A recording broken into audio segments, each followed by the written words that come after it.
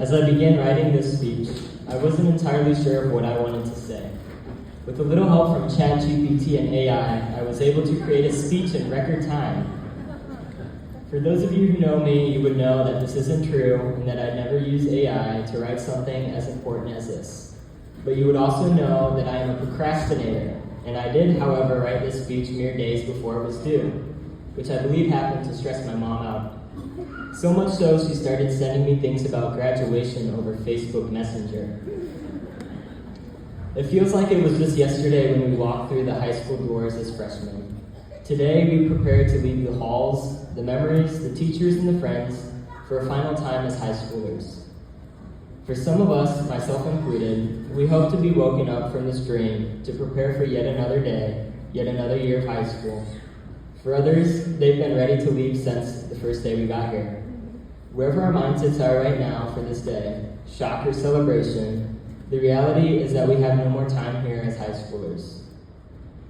What has been done here is done. The grades we earned, the friends we made, the clubs we joined, the teams we participated on, that is now all complete in the stories of our lives, and that chapter is now closed.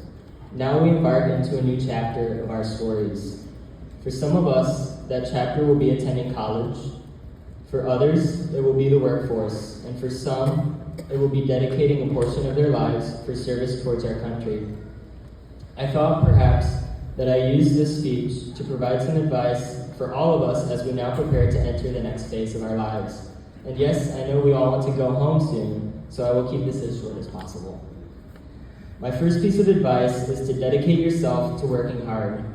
Even though we daily broke out the poker chips in Mr. Sunderman's Pats class to get us by until lunch, to his disapproval, it is not an adequate means to sustain ourselves in life.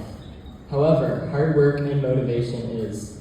By this piece of advice, I'm reminded of the story of the tortoise and the hare, in which both are pitted against each other in a race. It is expected that the hare would win due to its superior speed, but it doesn't. The hare decides to take a nap after building a large lead against the tortoise. Meanwhile, the tortoise continues to push on. It doesn't stop, and the tortoise keeps working until it finally crosses the finish line to the hare's surprise. Like some people, the hare assumed that since it had been fast its whole life, that it would win easily. Just because you have the highest grades, or you are the most athletic, or you have some sort of special, unique talent best fit for whatever you plan to do, nothing is a substitute for hard work, dedication, and perseverance. So to all of us, be like the tortoise. My next piece of advice is to lead and set examples. Throughout high school, we have heard on TV or on our phones or social media that our generation is lazy. Perhaps sleeping in until 10 a.m. or later doesn't help that assumption, but each of us has the power to change that negative connotation. Our journeys through life will be difficult. There will be bumps and cracks. There will be people willing to hinder our journeys. Do not be like those people. Instead, be a leader, be a role model, hold the door open for others. Help other people up from their falls, celebrate another person's success, treat everyone like a neighbor. As you grow old, these examples that you set will be shared with the next generation, your children and your grandchildren, and they will listen quietly in amazement and admiration, just as you did when told the stories of your own role models. A journalist from Alberta, Canada once said, "Your children will become what you are, so be what you want them to be." Positive change starts with each of us, so be a leader and set those positive examples. My final piece of advice for all of us is to not stay stuck in the past. Move on from the negatives and live life to the fullest extent. All of the fights, the drama, the bickering, and the arguing about little things in high school is over now. It matters no longer. Simply put, time moves too fast to focus on those moments. If we devote our time towards those moments and refuse to move on, we will miss many more important and special things. Instead, let us live in the moment and with optimism towards the future. Live lives of fullness. Achieve your greatest goals and dreams. Cherish the bonds you make with friends and family and neighbors, but never get stuck on the negatives from the past. As President John F. Kennedy said, "For time and the world do not stand still. Change is the law of life, and those who look only to the past or present are certain to miss the future."